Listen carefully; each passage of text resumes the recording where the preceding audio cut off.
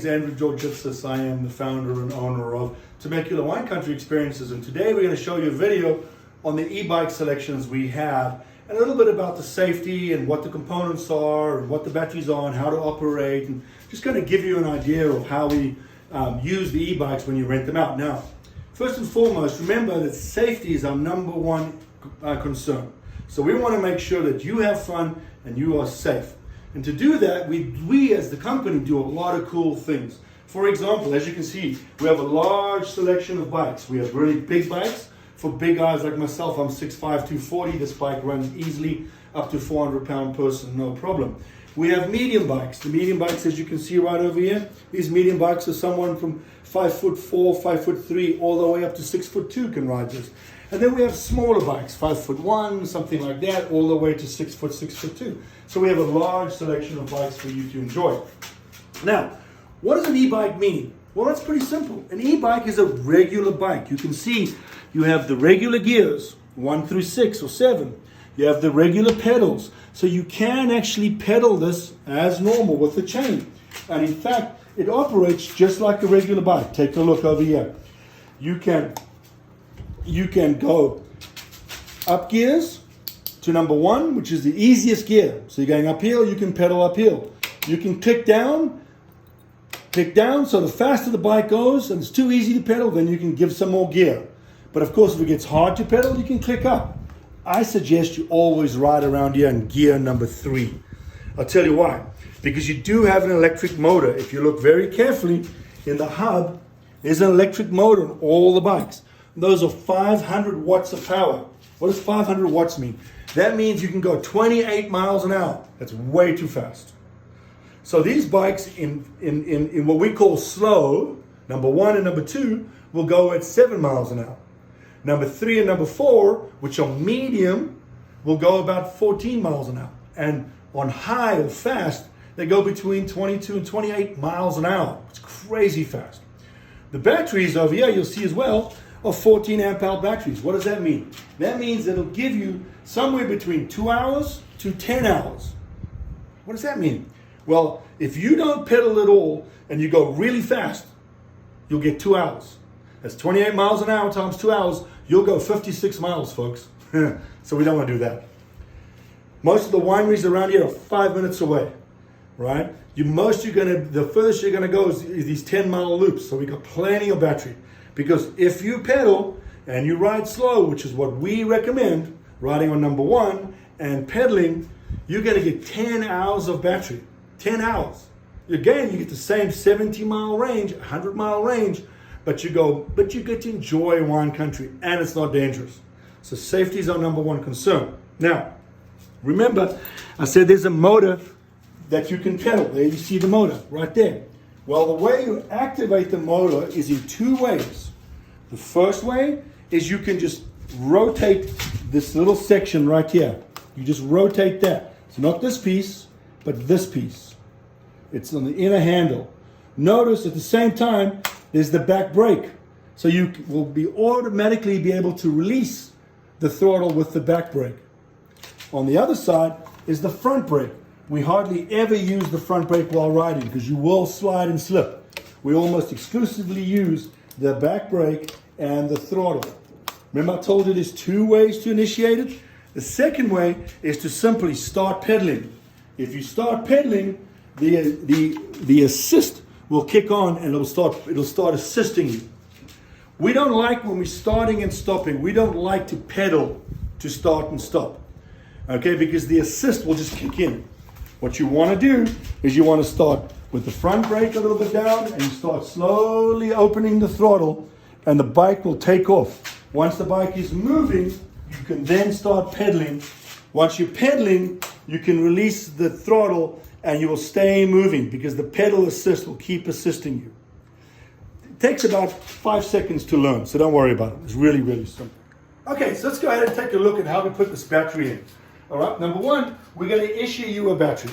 Okay, the battery's going to have a number on it. Corresponding with the number is a key. The key is going to be number 11. For example, battery 11, key 11, or 12 or 13 or whatever.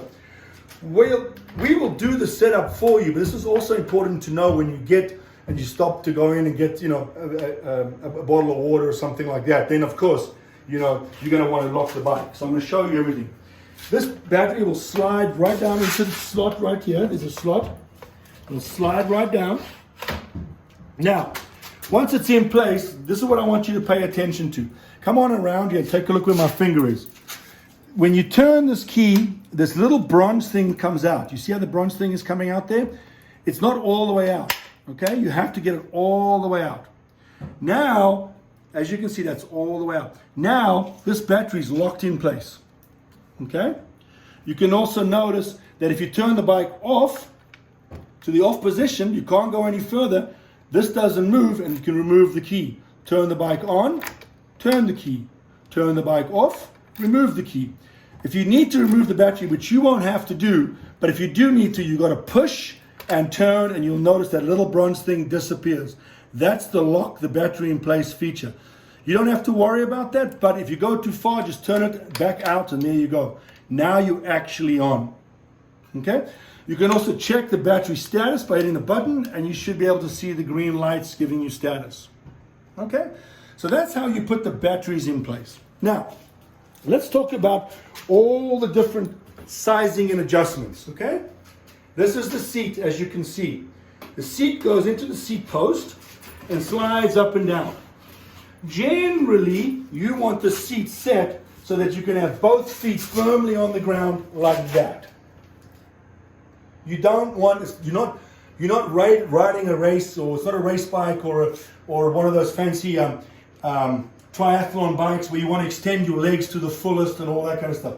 For safety, you want to be able to stand just like that. Okay? So that's the seat height that I put this. I then am able to tighten this up by simply just closing the butterfly. If it's still loose, if this butterfly is still loose, the seat's still loose, go ahead and twist the other side until it becomes almost tight, and this butterfly should be quite difficult to close. But again, we will do and work with you setting this height during your tutorial. We do give you about a 10-minute tutorial while you're here. The second adjustment you're going to be looking at is the adjustment of the handlebar height.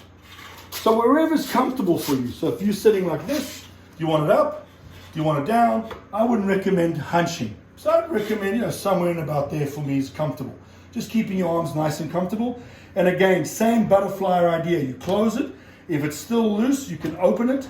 You can tighten the nut on the back side like I'm doing now, and then you can tighten it. Okay?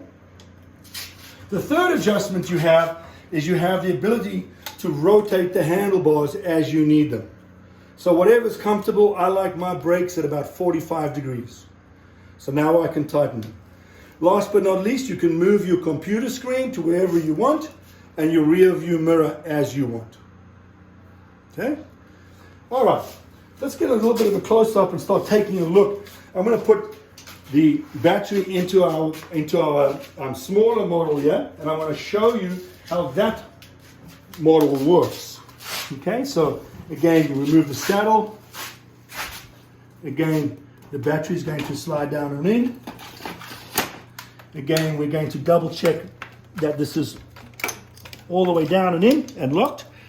I've now turned it on. I can check the batteries. I set my saddle height, generally wherever I'm comfortable.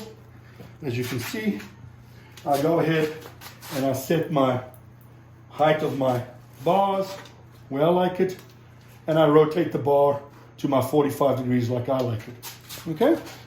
So that's just, it takes about that long to set up, about, I don't know, whatever that was, 30 seconds.